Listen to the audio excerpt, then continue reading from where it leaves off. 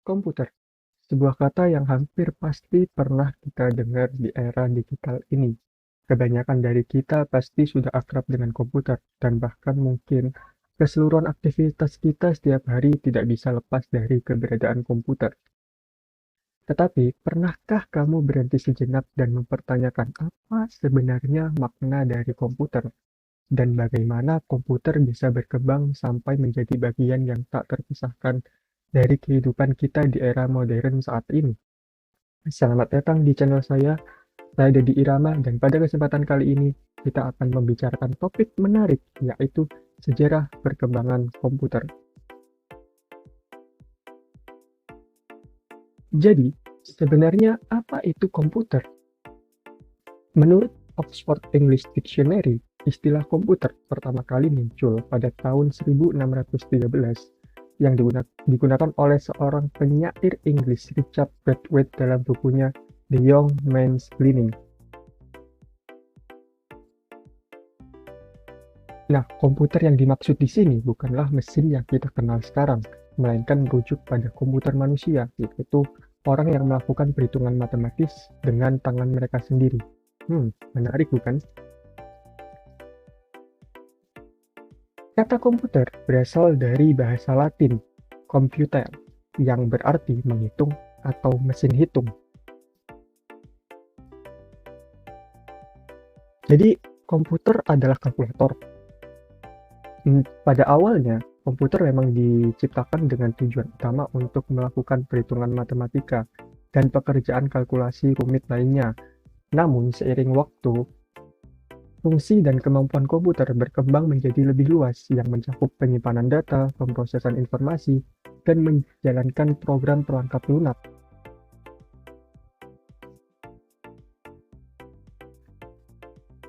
Mesin komputer pertama kali ditemukan pada tahun 1822 oleh seorang ahli matematika asal Inggris bernama Charles Babbage. Mulanya, Babbage bermaksud untuk menciptakan sebuah mesin hitung bertenaga uap yang dapat menghitung tabel angka. Mesin analitik ini dianggap sebagai nenek moyang komputer karena memiliki fitur-fitur seperti program yang dapat diprogram ulang dan penyimpanan memori.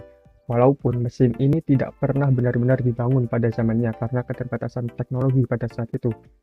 Tetapi, konsepnya menjadi dasar bagi perkembangan komputer di masa mendatang. Kemudian, dengan munculnya Electronic Numerical Integrator and Computer, atau yang disebut ENIAC, pada tahun 1940-an, konsep komputer menjadi berkembang. ENIAC menjadi komputer elektronik pertama yang mampu melakukan berbagai jenis perhitungan matematika dengan kecepatan yang jauh lebih tinggi dibandingkan dengan kalkulator mekanikal sebelumnya. Hingga saat ini, komputer berkembang sangat luas menjadi perangkat elektronik digital yang melakukan tugas di bawah serangkaian instruksi yang disebut program. Sejarah perkembangan komputer terbagi menjadi 5 generasi, dimulai dengan generasi pertama pada saat komputer elektronik pertama muncul, yaitu pada periode tahun 1940 hingga 1955. Selanjutnya, generasi kedua mengambil alih sekitar tahun 1955 hingga 1965, kemudian melangkah ke generasi ketiga yang berlangsung dari sekitar tahun 1965 hingga tahun 1980. Generasi keempat datang memandu kita di tahun 1980 hingga saat ini. Dan yang paling menarik, generasi kelima yaitu generasi komputer modern yang berkembang di masa depan dengan berbagai fitur canggihnya. Generasi pertama dari perkembangan komputer merupakan awal perkembangan komputer dari sebuah mesin komputasi mekanik menjadi mesin komputasi elektronik. Generasi ini dimulai sekitar tahun 1940 hingga tahun 1955 yang ditandai dengan kemunculan beberapa komputer elektronik pertama. Salah satunya yaitu Electronic Numerical Integrator and Computer, atau yang disebut ENIAC, pada tahun 1946, yang diakui menjadi komputer elektronik modern pertama di dunia yang dapat diprogram ulang. ENIAC dibuat oleh Angkatan Darat Amerika Serikat pada tahun 1945 dan diperkenalkan pada 1946. ENIAC adalah mesin besar yang beratnya melebihi 70 ton dengan ukuran panjang 30 meter, lebar 2,4 meter, dan tinggi 2,7 meter. ENIAC memiliki lebih dari 17 tabung vakum, 7.000 resistor, dan 10.000 kapasitor. Beberapa tahun sebelum ENIAC muncul, tepatnya pada tahun 1941, selama Perang Dunia Kedua, seorang insinyur Jerman bernama Konrad Zuse menciptakan komputer Z3. Komputer ini digunakan untuk mendesain pesawat terbang dan peluru kendali yang sangat membantu upaya peperangan Jerman pada saat itu. Z3 dikembangkan sebagai komputer elektromekanis yang memiliki kemampuan menghitung secara otomatis dan dapat diprogram ulang. Namun, Z3 tidak menggunakan tabung vakum seperti ENIAC, melainkan menggunakan relay elektromekanis. Setelahnya, pada tahun 1943, Inggris berhasil menyelesaikan pembuatan komputer yang mampu memecahkan kode Enigma. Kode Enigma dianggap sebagai kode yang paling sulit untuk dipecahkan oleh manusia pada zaman itu, dan digunakan sebagai alat komunikasi oleh Jerman. Komputer yang mampu memecahkan kode Enigma ini diberi nama Colossus. Namun, keberadaan Colossus dijaga kerahasiaannya dan baru diungkap ke publik 1 dekade setelah perang berakhir.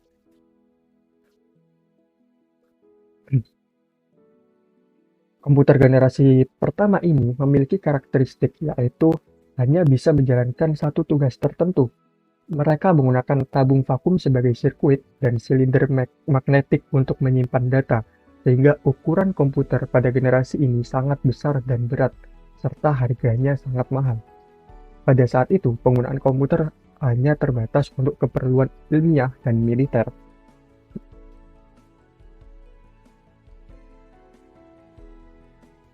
Penemuan transistor pada tahun 1948 menjadi titik lompatan bagi perkembangan komputer. Transistor menggantikan penggunaan tabung vakum sehingga ukuran dari mesin-mesin elektronik termasuk komputer menjadi berukuran lebih kecil dari generasi sebelumnya.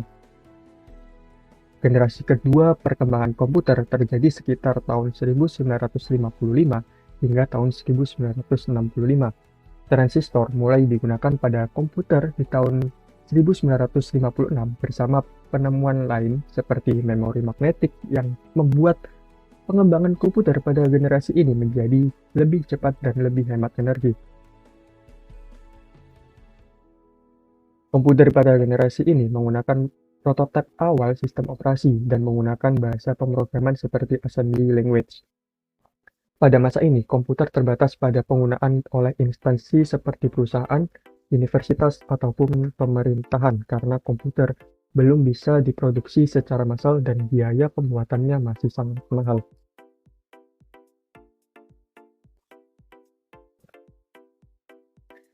Penggunaan transistor pada generasi kedua masih memiliki banyak kekurangan. Salah satunya, transistor menghasilkan panas yang cukup tinggi dan berpotensi merusak komponen internal komputer.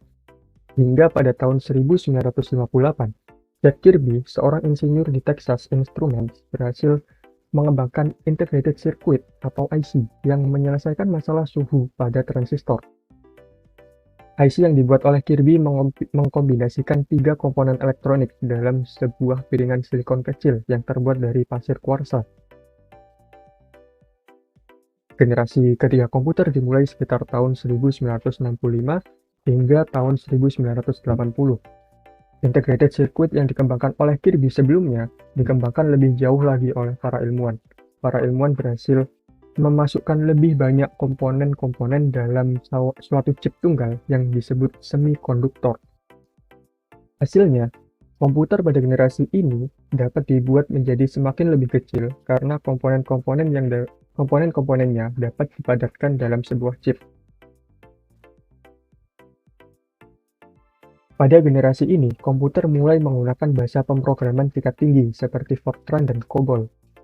Selain itu, komputer pada generasi ini mulai dapat berinteraksi dengan pengguna melalui keyboard dan monitor, serta memiliki sistem operasi yang mendekati sistem operasi modern saat ini dan mampu menjalankan beberapa tugas sekaligus. Setelah penemuan IC pada generasi ketiga, arah pengembangan komputer menjadi semakin jelas, yaitu mengecilkan ukuran sirkuit dan komponen-komponen elektronik yang digunakan. Generasi keempat perkembangan komputer dimulai sekitar tahun 1980 hingga saat ini.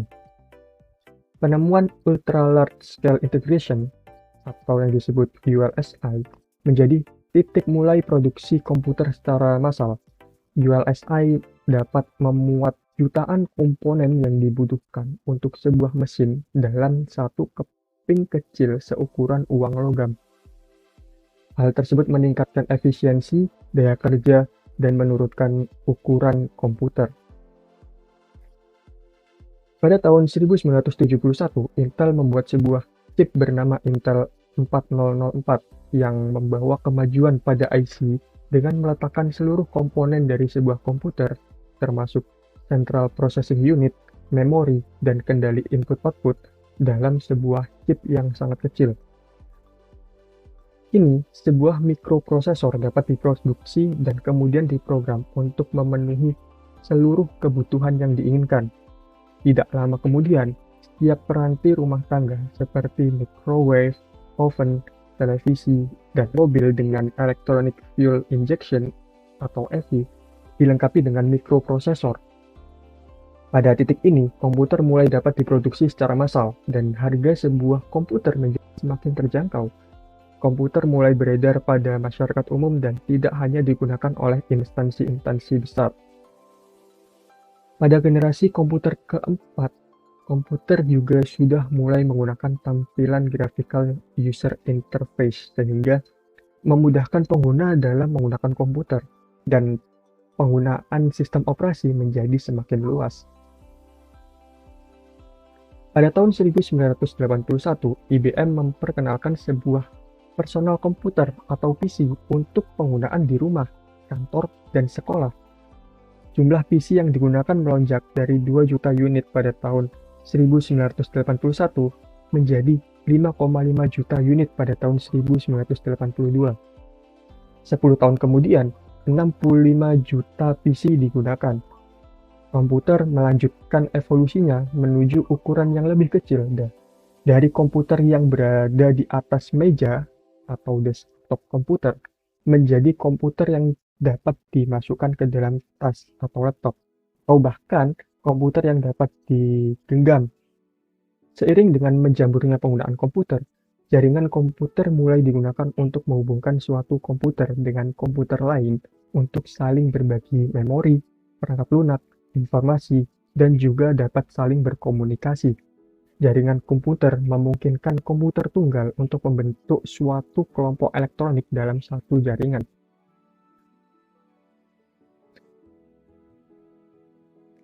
Komputer generasi kelima merupakan masa depan dari sebuah komputer, di mana komputer akan banyak menggunakan artificial intelligence atau kecerdasan buatan dan dapat berinteraksi dengan cara yang lebih mirip dengan manusia. Konsep komputer generasi kelima dapat diharapkan menjadi komputer yang memiliki kecepatan pemrosesan yang sangat tinggi, menggunakan kecerdasan buatan, serta dapat membangun pemahaman dan pengalamannya sendiri, serta memahami konteks layaknya manusia. Sebagian konsep komputer generasi kelima tersebut telah dikembangkan pada saat ini, seperti mulai maraknya pengembangan dan penggunaan AI dalam berbagai aspek kehidupan, serta banyak robot yang mulai digunakan untuk melakukan pekerjaan manusia. Selain itu, generasi kelima memungkinkan pengembangan quantum computing. Quantum computing merupakan suatu bidang multidisiplin yang memanfaatkan mekanika kuantum untuk memecahkan masalah kompleks lebih cepat daripada komputer klasik.